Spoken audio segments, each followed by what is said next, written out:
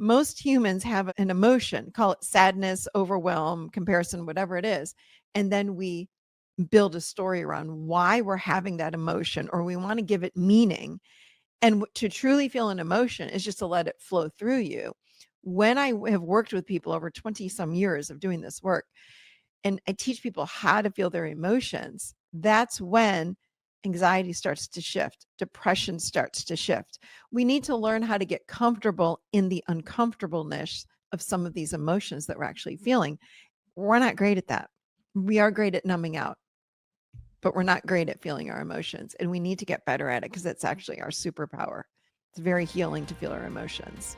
Welcome to Passion Struck. Hi, I'm your host, John R. Miles, and on the show, we decipher the secrets, tips, and guidance of the world's most inspiring people and turn their wisdom into practical advice for you and those around you. Our mission is to help you unlock the power of intentionality so that you can become the best version of yourself. If you're new to the show, I offer advice and answer listener questions on Fridays. We have long-form interviews the rest of the week with guests ranging from astronauts to authors, CEOs, creators, innovators, scientists, military leaders, visionaries, and athletes. Now, let's go out there and become Passion Struck.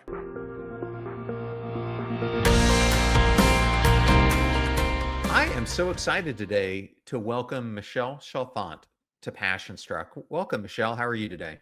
Thank you so much, John. I'm doing well. Thank you for having me. I've been so excited to do this. I always like to have other podcasters on the show, and it's interesting to me. A lot of people think of podcasting as competitive, and I've never felt that way. I'm not sure what you think, but to me, I think we all have our own lanes, even if we're in the same category. What are your thoughts? 100%. I feel like actually, if you're a podcaster, it's almost like joining a family of podcasters. I've made great friends from doing the show. I have my show for 10 years now, and I've just met so many fascinating people from all around the world, and I still keep in touch with many of them. So, yeah, I don't feel like I compete with anybody in this world at all. How many episodes are you up to? Something like close to 500 probably. Yeah, Yeah, well, I that don't is, remember the exact number, but I wanna say it's like 400 and I don't know, 90 or something like that, somewhere around close to 500. well, congratulations. That is quite the amount. I remember I was listening to Lewis Howes, it must have been a year ago. And I remember telling the audience he was celebrating his number 1,000 episode. And I couldn't believe it. It seemed so far away at the time I heard it, but we're at 627. So Good for not that you. far away. No, congratulations. So I always like to ask this question, and it's a thought provoking one. We Mhm. all tend to have moments in our life. Sometimes it's one, sometimes it's multiple that define and Mhm. shape who we become. Give us a defining moment for you in your life. Yes, actually, I can. There might have been a couple, but the one that really put me on the path that I'm on now happened in my late 20s. When I had lived through high school and college, I realized I definitely, and I didn't know it then. I didn't know then what I know now.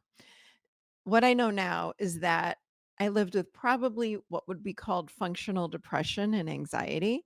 I was very codependent, people pleasing, and I didn't have very positive self talk. In fact, I had negative self talk. I really felt like I was damaged goods on the inside. But on the outside, I could dress the part. I had the boyfriend. I was getting married. Everything looked great on the outside.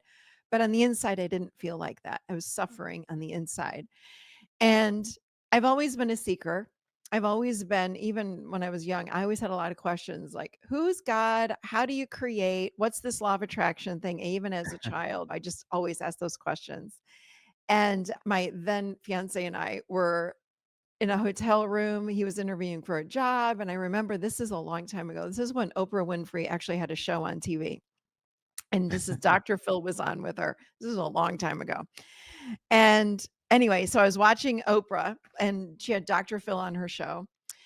And they pulled someone out of the audience to come up and talk with Dr. Phil, who's a psychologist, I believe. And this person sounded just like me. And I remember I moved myself to the edge of the bed. I'm watching the TV. I'm like, okay, now I'm going to realize, like, what do I need to do? Because this person sounds a lot like me. And I'm sitting there waiting, and Dr. Phil said, "Well, you need to learn how to love yourself." And Oprah said, "Yeah, it's quite obvious you need to learn how to love yourself." And I'm like, "Okay, here we go. Tell me how to do that." And then they said, "And thank you for being here." And then the girl went and sat down, and I'm like, "Wait, how?" In that moment, again, this is in my late 20s, mid to late 20s, I sat there. I can still see myself sitting on the bed, and I said, "That is what I'm going to learn how to do for myself, because I know I'm not the only one that is sitting here feeling like I do." And that set me on the path that I'm still on today. And it has been this just, I've loved my path. It's not been easy at all. Sometimes it was easy, sometimes it was hard. But I'm now in this place of being able to help other people do that all around the world. That was a pivotal moment for me because I remember thinking, I'm so tired of not knowing the how to. So if there's one thing that I do in anything and everything that I teach, it is the how to. It's the how to everything. How do you set boundaries? How do you learn how to love yourself? How do you build self-worth? It's everything is about the how to. So that really changed my life on that day. Well, thank you so much for sharing that. I have a dear friend. Her name's Lisa Edwards, and Lisa is one of these people that has these kind of brilliant moments of advice that she gives out. She's a little bit older than me. And one of the ones that I love that she says is that the person who stares at you when you look in the mirror is the most incredible person that you will ever Mm, meet. And what I've added to that is the most challenging person that you will ever meet, as well as that person who stares at you in the mirror. And the true journey of life, I think, is how do you get over that challenging piece, that mhm, unloving piece, and learn to embrace yourself and the incredible person that you are. So I think mm. that feeds right into what you were just saying. Yeah, for sure. And it's a journey. It was not an overnight thing by any means. But yes, absolutely. I had to really look at what was going on within myself. And I just, throughout the years, learned ways and methods and tools to turn that all around. If you're a frequent listener of this show, they have heard me talk about stools before. I use the analogy of a stool quite often. I used it in my book, which came out last year. Mm, And today we're talking about your brand new book titled The Adult Chair. In my version of the stool, what I refer to is that at one point in my life, was living on a stool and I was going, the way the story happens is I was going through a pretty rough stretch in my life. I was depressed, I was out of mhm, sync, and I went to go see a psychotherapist who gave me this analogy. John, you're living on a stool, and that stool has a number of supports. And for mm, you, the constant grind is playing heavier than anything else, and it's impacting your emotional health, your spiritual health, your relationship health, your career health, everything else. And so he said, you need to figure out how to reimagine your stool so that the pillars that you're sitting upon are bringing you not only strength, but balance.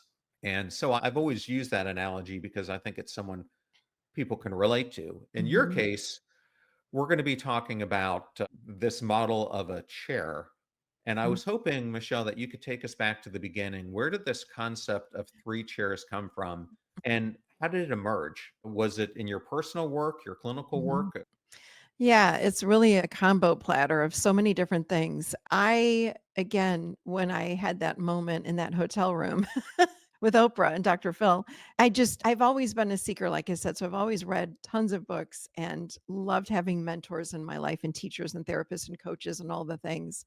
And I learned inner child work probably right after that. Like right after that time, I started working with inner child work and also a form of parts work. And I know parts work is really big right now, but the version that I learned was more spiritual parts work.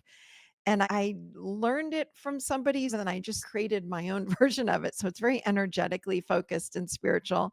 So that's where that started, again, probably 25 years ago. And then I was working with several therapists over the years that worked with chairs. It's a form of Gestalt therapy, the empty chair and all of these things. And then I was with a group many years ago, and this teacher used many chairs. And she had talked about this child, this adolescent, the adult, and she had all these other chairs as well. And I was like, I like those three. I've used the child chair for many years. I've used an adult chair.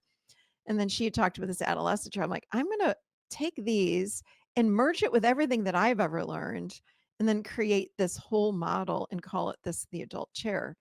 So that's where it came from. It's like a just a mishmash of many different people and a lot of feedback. Honestly, I really have a lot of gratitude for my clients because I would, of course, use these things with my clients and they would say, "Oh my gosh, this changed my life. This was great." And I go, "Okay, I'm going to use that, that, that." So I cobbled it together after many years and here we are today.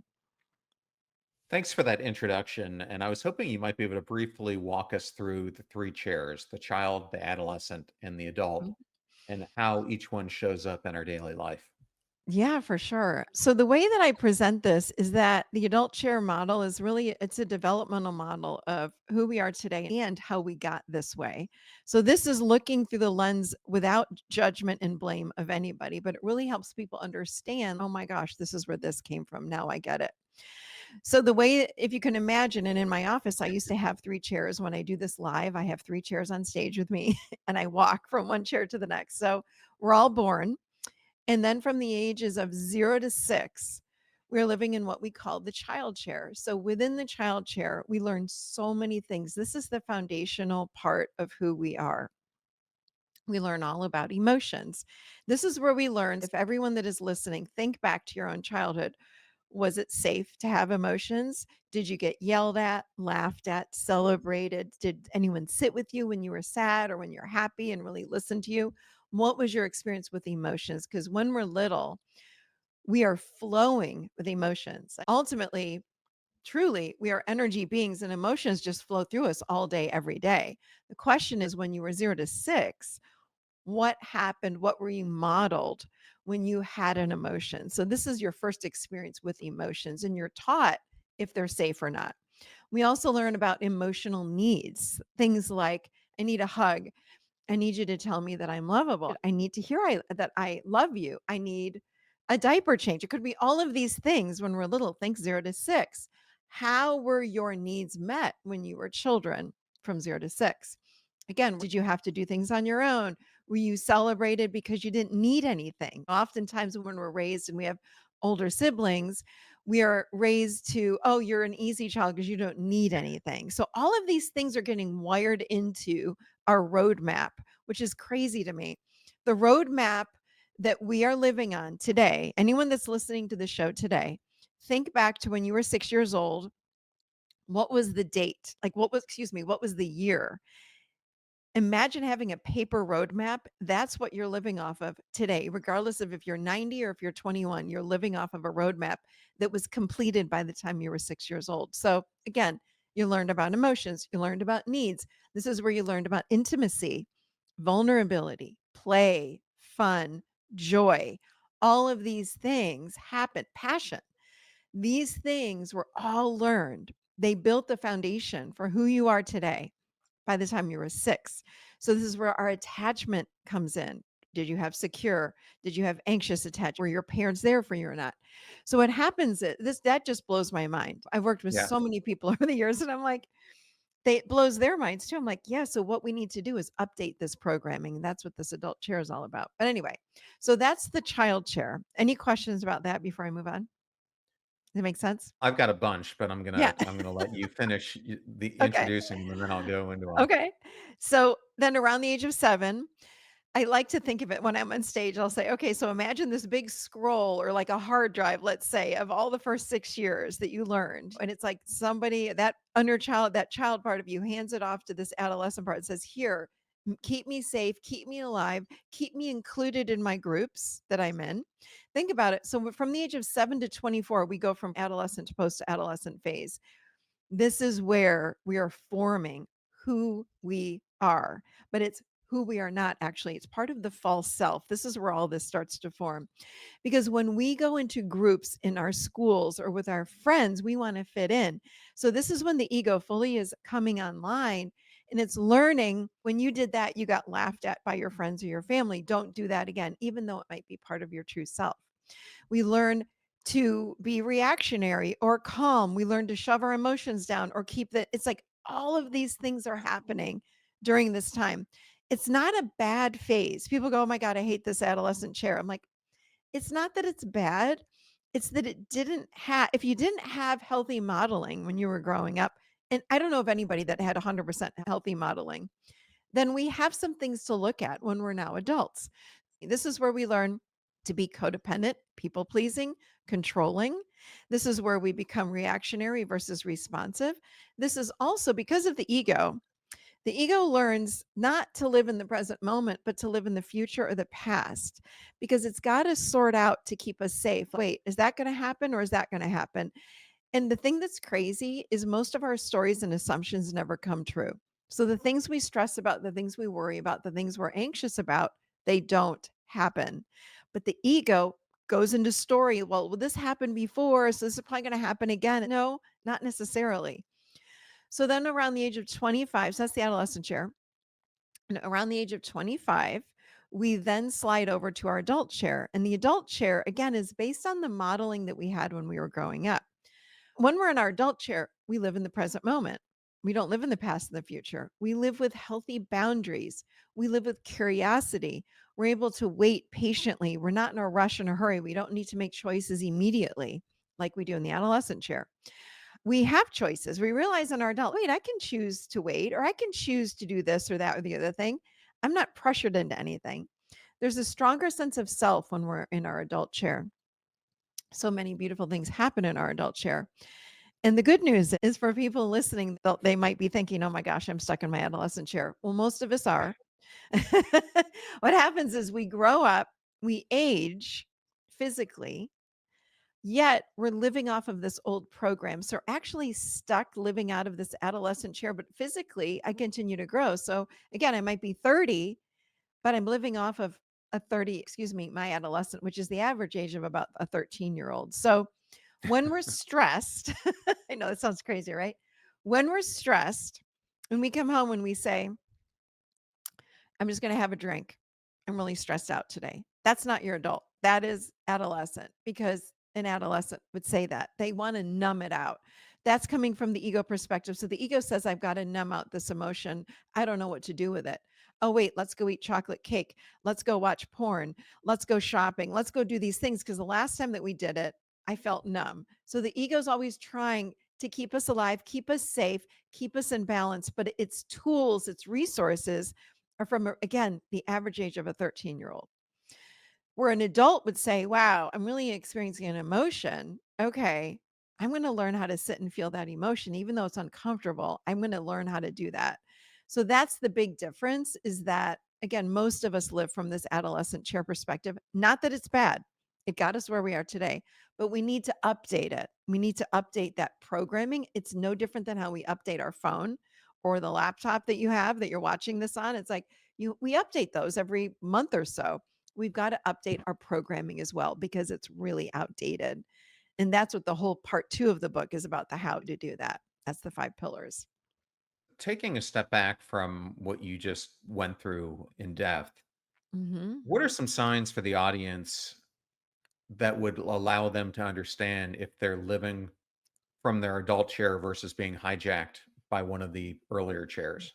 Yeah. When we start moving really fast and our thinking is going very quickly, so the ruminating thinking, the negative thinking, the unawareness that I'm lost, that I'm stuck, all of this, I'm just reacting to everything, that's a really big sign that we're in the adolescent.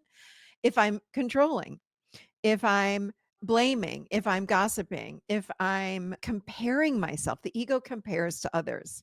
The ego judges. So if I'm judging, I'm in the adolescent. So all of these things, again, it's not bad though. A lot of people go, that's so bad. I'm like, no, it doesn't know any better. It's actually trying very hard to keep you safe and alive. And it's trying very hard to keep you included in your group. It's trying to keep you looking great. It's trying to keep you included in your group so you're cool. Like all of these things it's trying to do. It doesn't know any better because it doesn't have that adult perspective. And the truth is, we bounce around from chair to chair, but we mostly settle into this adolescent chair. So I wanted to take this in a different direction. One of the things that I talk a ton about on this podcast is Mm, the concept of mattering. And mm, I feel that so many people around the world today are experiencing anti mattering. And it mhm. shows up in people feeling hopeless, lonely, burned out, tons of symptoms that are out there. And from my research, I think it boils down to this innate sense that we don't feel we matter. And there's a kind of a few different dimensions to that. There's personal mattering, there's relational mattering, and then there's impact mattering. So personal mattering is, do I feel like I matter? Relational is, do others make me feel like I matter? And impact is, am I making other people feel like they matter? I think more and more kids, the child chair, are experiencing this unmattering. And I think it's Mhm. showing up because if one of the parents is going to work and that's who they're getting their sense of mattering from, and that parent is maybe in the adolescent chair Mhm. or doesn't feel like they matter, then it's virtually impossible for them to make the child feel like they matter. And Right. over time, it becomes a learned behavior. From your research, do you think that holds true in this analogy that we've been talking about with the chairs? Absolutely. In fact, I have a coaching certification program, and I say this all the time to my coaches. I'm like, you have to do your personal work because you can only take people as far as you've gone. So let's put that through the lens of parenting. I can't give my kid what I don't have. How am I supposed to teach my kid how to love themselves, how to feel like they matter? I don't feel like I matter. So the best parenting tip I can give to any parent is to do your personal work to help your kid. So you can't see it in others. You don't know how to do it for others until you learn how to do it for yourself. So yes, I would agree with you there. Many people lack that regardless, even if the parent isn't working, if they don't know that they matter or that they have self-worth or self-value, they don't know how to validate that in their child. The greatest gift we can give our children is to validate them for who they are. And my parents didn't do that for me, and I don't blame them. They didn't know how to do it. We don't know how to parent in a great way. Nobody has actually taught us. Thank God there are more people now out there that are teaching this. But I remember having a client, and her son was this huge kid, like in eighth or ninth grade. He was like 6'4", muscles, and her husband was a football player. And her son looked like he would be a football player. If you looked at him, he was giant and he wanted to be an artist. And the father shunned him. He couldn't handle it. He was like, "You're a football player. Everyone plays football in my family, blah, blah, blah, blah." And I want to be an artist. So the dad literally would not talk to him. Like he really gave this kid a hard time because even as a child, he wanted to do art. He was more in that world. And the mother came in to see me and she says, "I don't know what to do." I said, "You need to call your husband in here. Let's talk about this because this is just not okay. This kid needs to be validated for who he is and what he wants to do in this world. How beautiful. He wants to become an artist. And he's not a guy that wants to play football. That's okay. Who cares?" But the dad couldn't do it. He had the hardest time accepting the kid. And I said, anyway, got into projecting and all this other stuff that was going on. But that's just a classic example. Like, I remember another family, their daughter was this incredible runner. Like, she had these long legs. She could run faster than any boy. She was like 10 years old. And the parents were like, "She needs to be in track. She needs to be running cross country." And I said, "No, she doesn't. She hates running." And the parents were hazing her to get in there and be a runner. And the daughter was getting depressed. It was this whole thing. I'm like, they've got to be validated for who they are, or they don't feel like they matter for who they are. Yeah. 100. I agree with you. So I want to take this a step further. In the book, you say that there's six key qualities of the child care, and these Mhm, are things that you bring out like emotions, mhm, vulnerability, intimacy, needs, etc. If you think about that need to matter and if it's missing, how many of mhm. these key elements does that impact? I think it's unique for everybody because they may have an older sibling that maybe listens to them when they're emotional. So I think it's really dependent on the household that we're all raised in. So I can't say that this would feeling like I don't matter would impact, let's say, feeling your emotions. It feels like it's a little different. It really depends on the modeling, what we got when we were growing up. And again, it might have been from an older sibling that we were modeled in a healthy way, or a grandparent or an aunt or an uncle. That's a difficult one to answer. I think it's really unique. I have done a few different episodes on this concept of high functioning adults. So Mhm. one was with Terry Cole, who I Mhm. think you've interviewed as well, and we were talking about high Mhm. functioning codependency. And then I recently did an episode around high functioning depression. But regardless, why do so many high functioning adults get stuck in the adolescent chair, even when outwardly it seems like they're extremely successful? Oh gosh, they're wearing a really great mask. I was. I had a great mask on. Nobody knew what was going on behind because it wasn't safe to do that. Because again, remember, the ego's here to keep us included, part of our tribe. Now, that tribe could be our family, it could be our friend group, it could be our work group, it could be our sorority, our fraternity, whatever the heck we're in. That ego is pushing us to stay in that group. So it's not going to allow us to be vulnerable. It doesn't know how to be vulnerable. Its job is to slap a mask on your face and show up and look like you're happy, look like you dress well, look like you're this or this in order to stay included. So it doesn't mean to do that. But to me, functional depression, that I lived with that, has a ton to do with, again, and I've worked with people with depression and anxiety for years. This is a lot of the work I did. It was so much around feeling your emotions and allowing them through without story and without giving them meaning. We're not great at doing that. So most humans have an emotion, call it sadness, overwhelm, comparison, whatever it is. And then we build a story around why we're having that emotion, or we want to give it meaning. And to truly feel an emotion is just to let it flow through you. When have worked with people over 20 some years of doing this work, and I teach people how to feel their emotions, that's when anxiety starts to shift, depression starts to shift. We need to learn how to get comfortable in the uncomfortableness of some of these emotions that we're actually feeling. We're not great at that. We are great at numbing out, but we're not great at feeling our emotions, and we need to get better at it because it's actually our superpower. It's very healing to feel our emotions.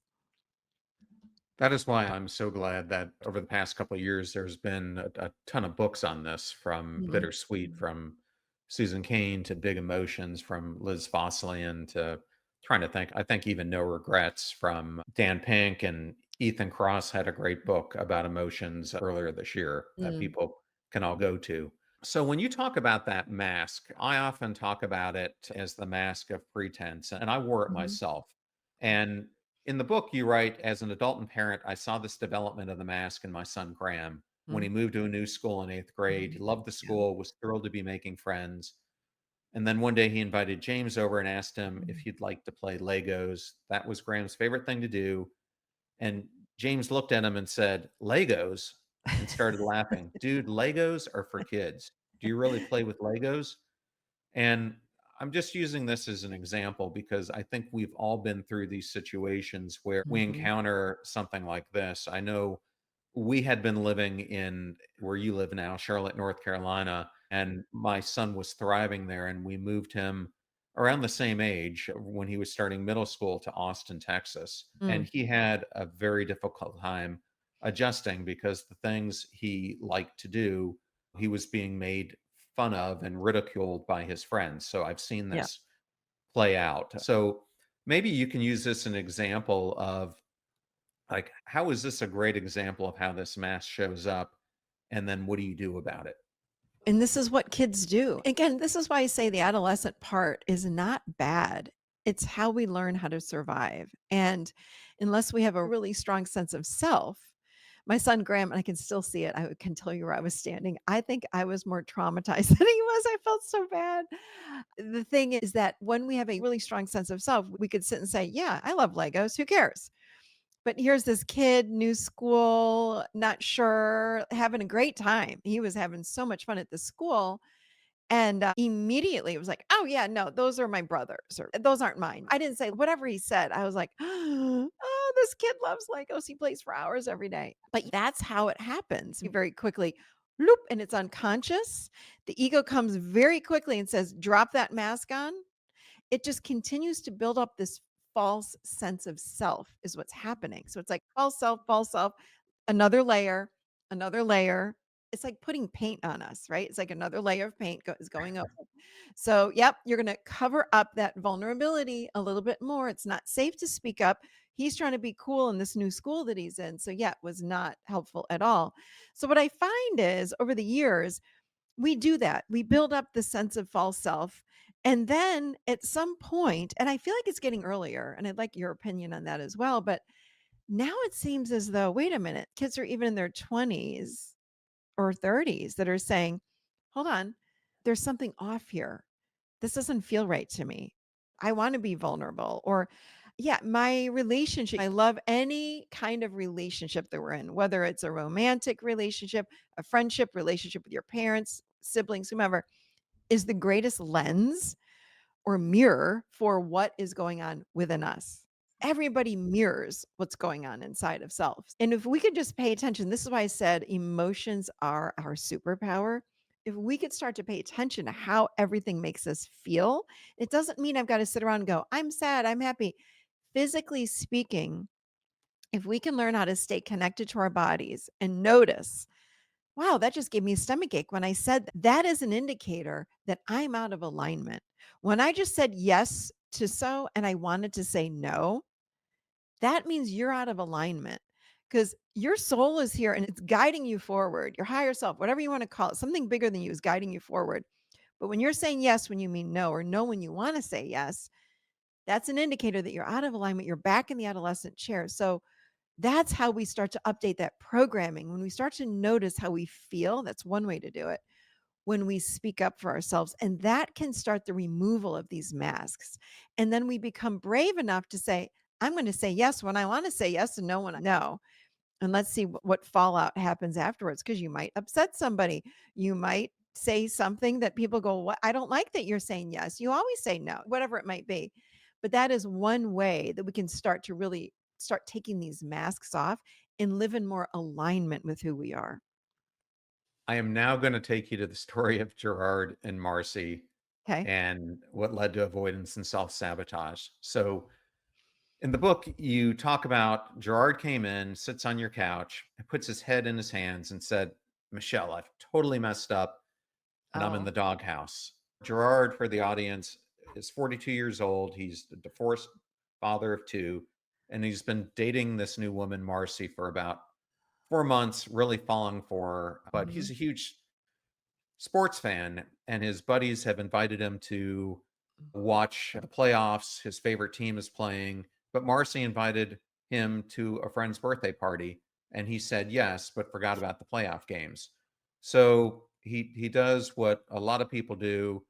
He doesn't know how to handle the situation. He decides he's going to go hang out with his friends, texts her a couple hours before they're supposed to go, and now she is ghosting him. So probably a lot of people might not have been in that exact same situation, but Mhm. something very similar to it. Mm. How can someone catch themselves in these moments before they spiral and do an act of self sabotage? Yes, I absolutely remember those 2. So he was acting again from his adolescent chair. He's doing his best to not get in trouble, but to also get what he wants and all these things, but his strategies, the sneaking around and all that was not healthy, right? That was not acting from his adult chair, that was acting from this adolescent. And then Marcy, honestly, for ghosting him, same kind of thing, adolescent chair, speak up for yourself. So your question was, what was your question? So how could he have done it differently? What was your question? Well, how do you catch yourself Oh, when you're yes. being avoidant or you're ending up self sabotaging yourself before Yes. you get into the moment where you spiral? Yes, I've taught a whole course on this. It's on my website. It's called the Relationship Reset Program because what I realized is that over the years of working with people, we don't know how to communicate well with others. We don't know how to speak up. We don't know how to set boundaries. We don't know how to just be vulnerable, which is the child, right? Speaking up for what we want, what we need. Oops, I made a mistake. So, what that would look like from his adult chair would have been like, "Hi, Marcy. Oh my gosh, I can't believe this. I really want to go to the playoff game. This is my favorite team. And I know that I said yes to you. Would you be okay if I went to the playoff game instead?" But instead, he got very sneaky. He did all these weird things. And I was like, why don't you just talk to her about it? He said, well, I would have hurt her feelings. I said, well, you hurt her feelings anyway because of how you did this. So we went through, I said, it's about having direct, open, honest conversations with others. That's how we could have avoided it. But how do we know? Is again, I'm tuning into my body and I'm noticing this is giving me a stomach ache. This is making my heart tight. This is making my heart race. My throat's getting tight. Something doesn't feel right. Oh, I made a mistake. Oh, now I'm in. I don't know how to get myself out of this. What am I supposed to do now? It's like you talk about it. We just need to learn how to have a conversation and speak up and say, I really messed up. I'm really sorry. I'd like to honor you and go to your friend's birthday, but this is my favorite team. You know how I love the Miami Dolphins. I really want to go see this playoff. Would you be okay if I did that? And if she's not okay, then you have a conversation about that. You can't, he was trying to take care of everything on his own and he ended up really hurting her feelings. And she did stop talking to him and all this. Yeah. So does that answer your question? I think that's good. I'm just trying to give some insights about the book and how readers can use it along with this three chairs concept. This is why in the book, if you notice, I packed this book with not just client examples so people could really relate to and understand what I was talking about because it's it's a simplified book and that's how I teach everything because I need to break things down for myself. I'm like, how do I make this really understandable to everybody? But what I have put throughout the entire book are exercises and prompts so that you can then plug in your life, whatever's going on in your life into this model. So the book is actually like a transformational journey that any reader can take by reading the book. Because you read the book, also, I'd advise grabbing a journal and a pen, and you actually are going to journal and write as you're going through the whole entire book, and it will transform you by the end. Everybody is saying this to me. They're like, I feel like a different person after reading this book, and I did all these exercises, and I feel so different. It raises your awareness to who you are and what your stuff is. What are you dealing with? Like you said, if I'm avoidant, you're gonna realize, "Oh, wait, this is me. This sounds like me, what she's talking about here." And then I talk to you about what do you do if that sounds like you? So I give you the again, the how to. So if this is you, this is what you need to do next. I actually interviewed Caleb Shaheen. I'm not sure if Mhm. you know who that is, but she wrote the book, Mm. The Shadow Work Journal, which has Mm, gone bonkers. And I actually thought your book combined with her journal were a nice pair. thank you. I Uh, love that's why that's the whole chapter that I wrote on triggers. I have a lot of experience with shadow work and trigger work. That's something I've done for 20 years. I remember studying with Debbie Ford before she passed 20 years ago. But that's something that has always fascinated me, and triggers are an incredible way when you work with your triggers to update that old programming. Because when we're triggered, it's not about the other person, it's about our belief that's rising up within us. That other person did or said something, and then our belief rises up. And it's an opportunity to look at that belief that we have about ourselves and flip that. That updates our program. I have a whole, I think it's a 7-step process in the trigger chapter on how you work through a trigger to update your programming. so I was having a really interesting conversation with Angela Duckworth about a year ago. I love her book, Grit.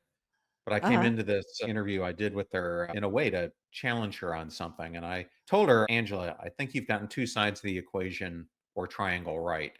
I think passion and perseverance are absolutely critical, but I think you're missing a dimension. And that dimension is intention. Because if you're not Mm, intentional about the choices you're making, then you're going to take that grit and you're going to apply it in the wrong areas of your life. And she said, I wasn't trying to be exclusive about saying those two things are the only things. And she studies self control. mm, And in her mind, self control and intention are synonymous with each other, the way she thinks about it. But you write in the book that your life changed when you implemented intention into your life and Mhm. you used the help of Wayne Dwyer in his book, The Power of Intention. So, why is it so important to get so intentional about how you spend your days? Because if not, to me, intention in the morning, intention sets the tone for the day. It's like, what's the roadmap for my day today? So I'm going to be very intentional about I'm going to have a peaceful day. I'm going to have excellent podcast interviews. I'm going to be in the flow state. I intend various things. But on top of intention, I've also come to realize you got to have action, right? So if I'm off course, you've gotta have the action to pull you back onto that course as well, and the awareness to notice, "Hold on a second, your heart's racing, Michelle," or "You're feeling fried out. Time to go take a break." Intention is really powerful. I find that if we don't have intention, we live life the same as we did the day before, which is just an instant replay. Again, we might do different things throughout the day, but if you wanna change your life in some way, shape, or form or stay on course, intention is very powerful. It's an energy that you're rolling out like the yellow brick road for your day every single day. Well, my last question for you is you've worked with thousands of clients. What's the most surprising shift you've witnessed when someone consistently returns to their adult chair? It is absolutely shocking to me how simple actually the process is, but it has to do with being able to say to yourself, hold on, what's fact and truth in this very moment? That is one of the best ways you can get in your adult. That is one of the best ways you can get out of the adolescent, stop time, drop into the present moment. And what I've heard for years now, because I've been doing this particular work with the adult chair for 10 years, is how simple that is. People go, I can't believe it. I was in the middle of the kitchen and I was cooking and my brain was going crazy. And I just asked myself, hold on a second, what's fact and truth in this very moment? And boom, all of a sudden, everything just stopped. Time stops and they feel this new alignment come in. So there is a simplicity to this work that I don't think people are aware of, and I just wanna offer that to your listeners. It's really that simple, and what's fact and truth in the moment might be, I'm cooking dinner, I'm looking down at my skillet, I have onion in the skillet or whatever you're cooking, or it could be, I'm looking out the window and there's a blue sky and there's grass and there's trees and I live on a lake and whatever it might be. So, it could be whatever's going on in that moment for you, whether you're cooking or looking out the window, but man, is that a powerful thing that absolutely snaps you back into your adult chair. Well, Michelle, it's been such an honor to have you. Where's the best place that people can go to learn more about you and your work? So they can get the book, The Adult Chair, on Amazon or anywhere, but just theadultchair.com. You can find me there. And I have the coaching program. I have Michelle Chalfant podcasts, live events, online courses. I've got a whole bunch of stuff going on there. So theadultchair.com is where you can find me. An honor to have you, Michelle. Thank you so much for being on Passion Struck. Thank you for having me.